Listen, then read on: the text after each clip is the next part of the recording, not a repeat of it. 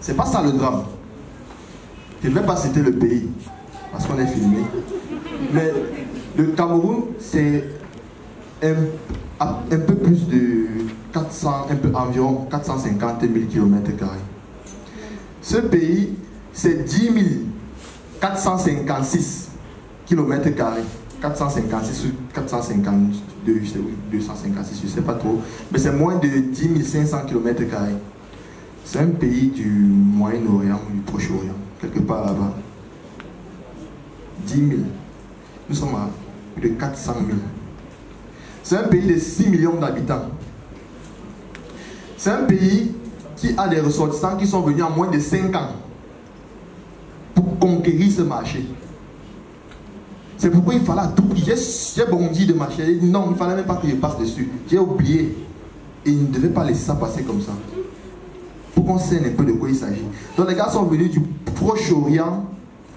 Leur territoire c'est 400, environ 10 400 km². Nous sommes à 400 000. C'est-à-dire, je ne vois pas sur quel plan ils nous dépassent. Pour venir en moins de 5 ans. Oh, le problème. Ok. Donc, je vais laisser le soin aux prochains intervenants de cet avis. Alors, je pense que la réponse a été donnée. Et ça doit nous faire peur en réalité.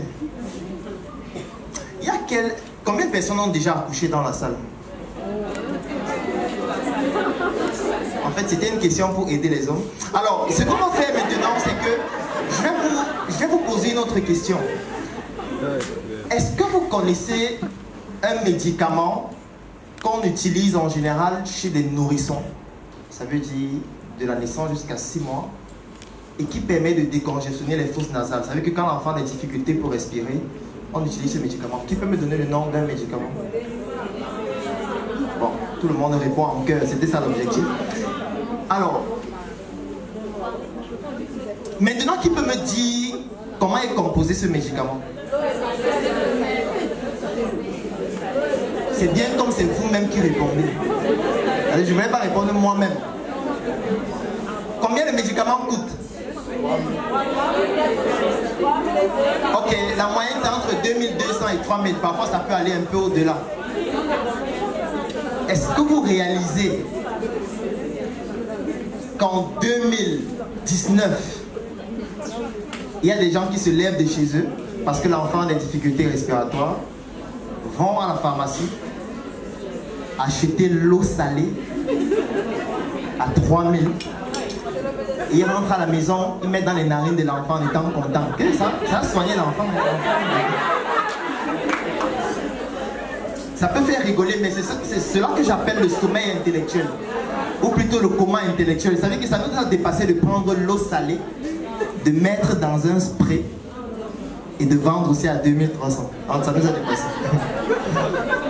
On fait des conférences tous les jours. On suit les conférences. Non, ça ce n'est pas une conférence de plus. Ici, c'est pour ça qu'on appelle des personnes qui vont se lancer après cette initiative, c'est ce que nous allons appeler les guerriers. Parce que c'est une guerre qui est en train de se mener et dont on n'a même pas conscience des enjeux.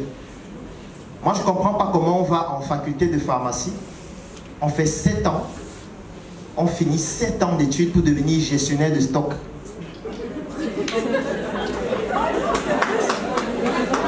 Quand je dis gestionnaire de stock, ça veut dire notre journée consiste à dire voilà, on a importé 200 cartons d'ibuprofène. Il reste combien de cartons en stock là? On ne se vend pas bien, qu'est-ce qui se passe? Est-ce qu'on doit faire 7 ans? Je veux dire, si c'est pour gérer les stocks, tu peux faire 2 mois ou 3 mois de formation, tu gères tes stocks. Est-ce que tu as fait 7 ans pour aller vendre l'eau salée importée? C'est un problème. Et vous trouvez qu'il faut qu'on reste tranquille et qu'on ne fasse rien? Non, il faut qu'on change ça.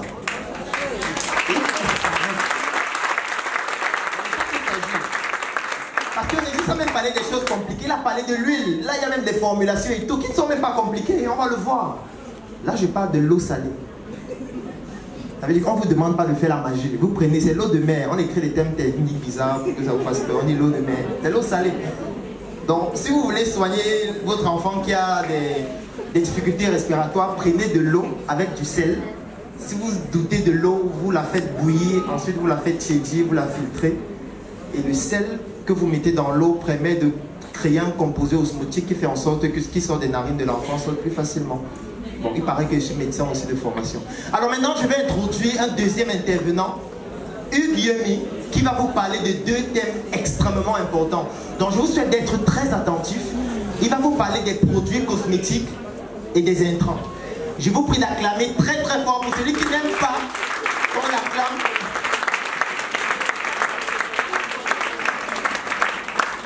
Celui que j'appelle familièrement l'industriel. Parce que c'est quelqu'un dont on doit formaliser son cerveau parce qu'il y en a énormément de choses à l'intérieur. Je suis sortie de là vraiment boostée de par les produits qu'on a suivis avec les différents formateurs et la question que je me posais pour les produits de monsieur, comment allait-on les emballer et en fait elle était complète la formation et j'en suis très heureuse.